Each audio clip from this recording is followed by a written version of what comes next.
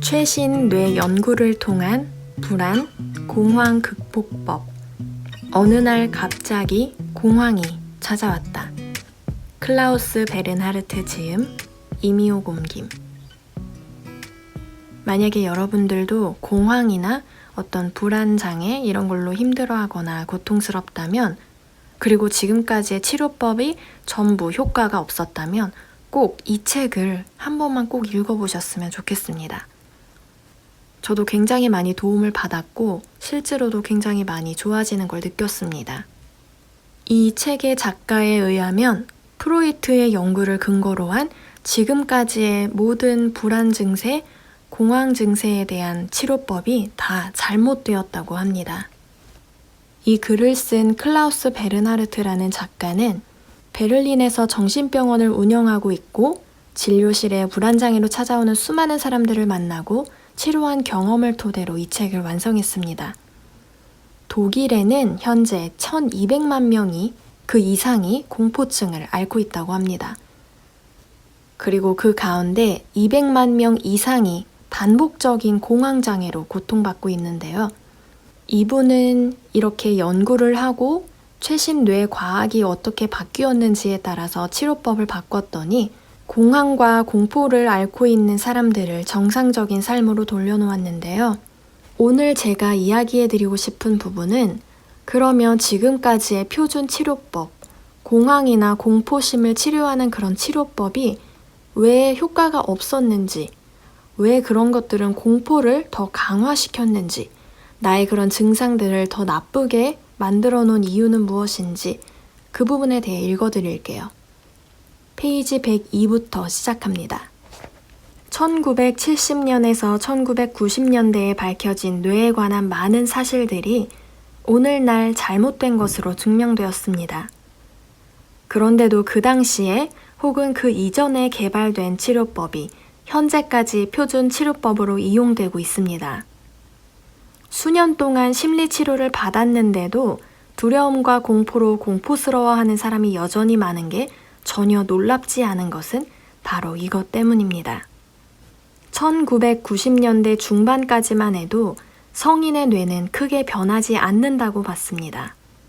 그러나 에릭 캔델 교수, 이런 위대한 몇몇 학자들 덕분에 이것은 사실과 다르다는 것을 알게 됐습니다. 우리의 뇌는 매일 뇌를 사용하는 방식에 적응하면서 끊임없이 변합니다. 런던의 택시 운전자들을 대상으로 실시한 연구에 따르면 이들의 뇌는 방향 감각을 담당하는 영역이 사무실에서 일하는 회사원들에 비해 확실하게 더 큰 것으로 나타났습니다.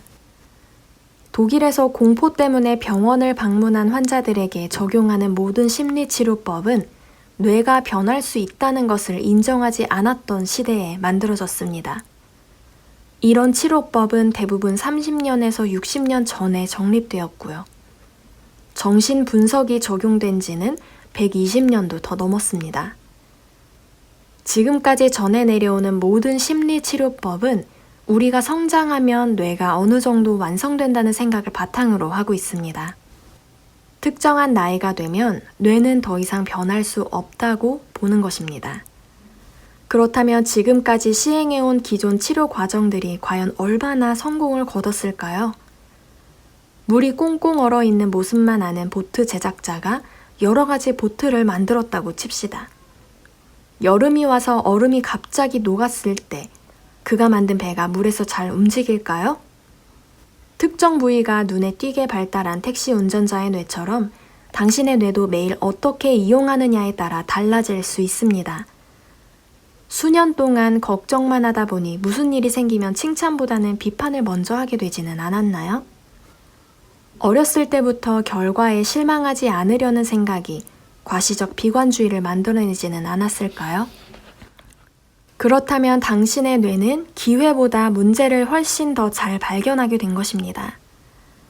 꿈을 실현할 수 있는 방법보다는 실현할 수 없는 원인을 훨씬 빨리 발견하게 된 겁니다.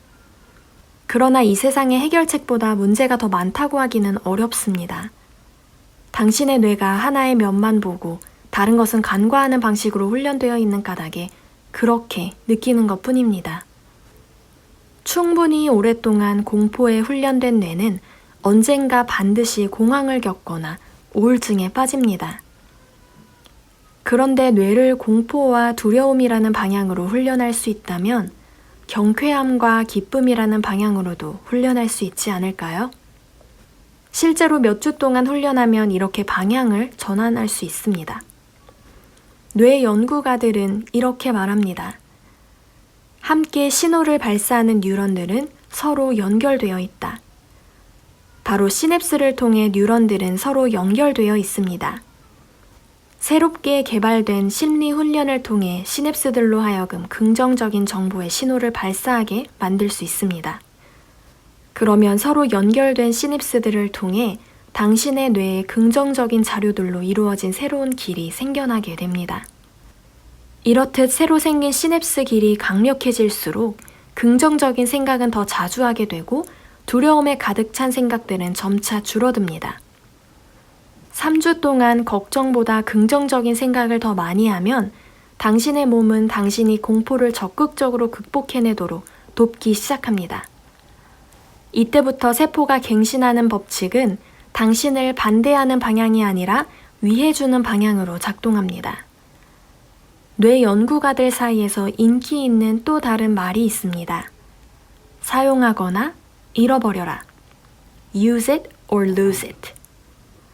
규칙적으로 움직이지 않는 근육들이 위축되듯 자주 사용하는 근육은 점점 강화됩니다. 뇌 역시 마찬가지고요. 공포를 저장해둔 시냅스 연결을 오랫동안 이용하지 않으면 당연히 줄어듭니다. 반대로 끊임없이 공포를 생각하면 시냅스는 공포를 일반화하고 점점 더 퍼지게 만듭니다. 여러분도 이제 눈치챘을 거예요. 왜 많은 기존 치료법이 환자들에게 안정감과 경쾌함을 되찾게 하는데 지나치게 오랜 시간이 걸리는지 말이에요. 그룹 치료, 대면 치료, 공포에 관한 규칙적인 면담들은 해체되어야 하는 뉴런 연결을 한결 더 강화시키고 있었습니다. 공포는 그것이 생겨난 곳에서만 제거할 수 있습니다. 바로 뇌에서 공포의 뉴런 구조를 차단해야 합니다. 정신분석은 공포로 고통받는 환자에게 부정적인 영향을 줄 가능성이 더 크다고 합니다.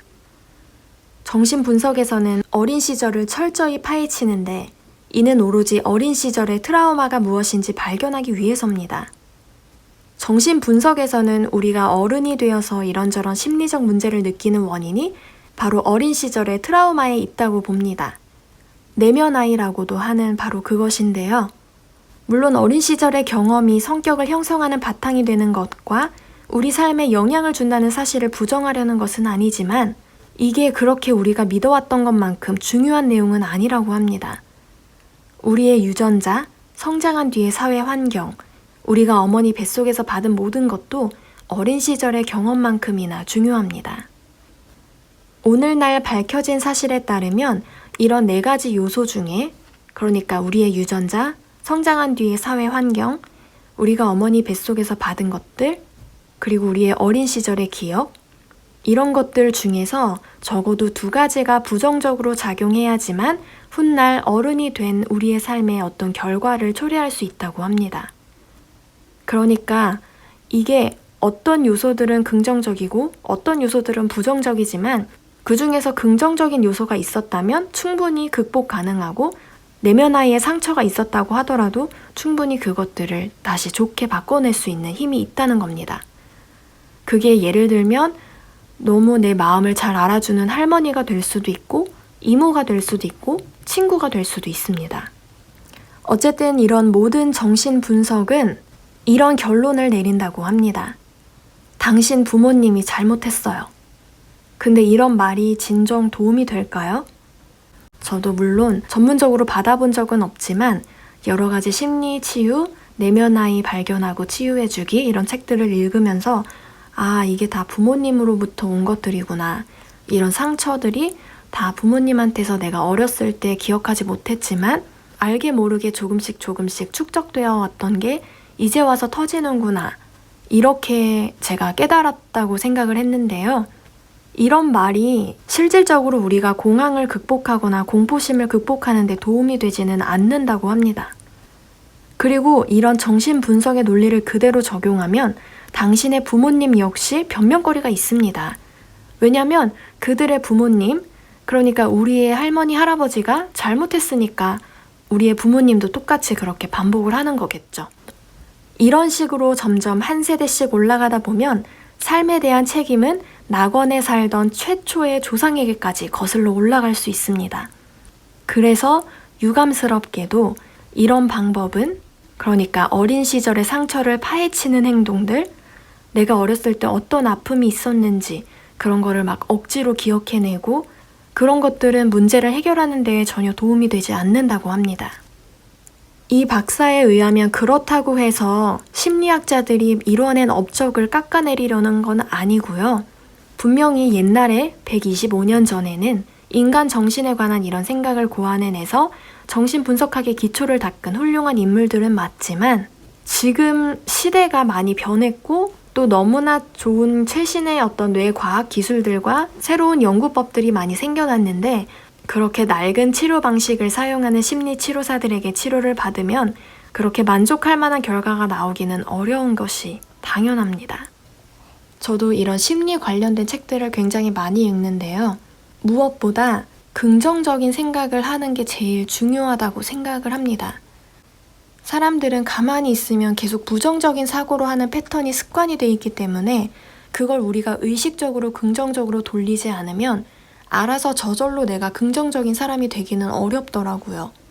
그러니까 앞으로도 조금 긍정적인 생각을 많이 하도록 노력하고 그동안 내가 느꼈던 불편한 증상들, 갑자기 사람들 앞에서 어떤 불안한 그런 감정들을 자꾸 떠올리면 그 패턴이 다시 나에게 돌아오는 습관이 되기 때문에 그런 생각을 하기보다는 내가 좀 더 자신 있는 모습, 내가 다시 정상적으로 생활하는 모습, 그런 것들을 자꾸 시각화하고 상상하고 내가 당당하고 건강한 모습으로 다니는 모습을 상상하면서 좋은 생각을 많이 하시면 분명히 좋아질 겁니다.